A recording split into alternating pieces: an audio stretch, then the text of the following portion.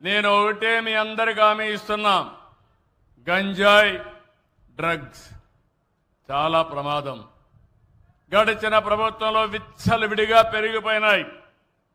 పిల్లలకు అలవాటు అయిపోయింది. కిరాణా కొట్లో కూడా దొరికే పరిస్థితి వచ్చింది.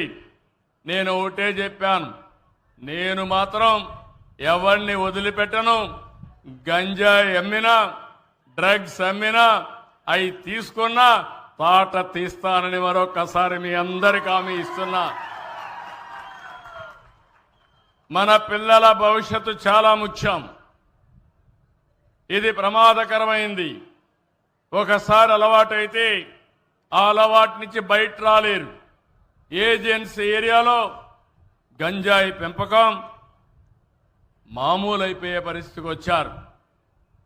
ఈరోజు నేను వస్తానే ఒకటి చేశాను.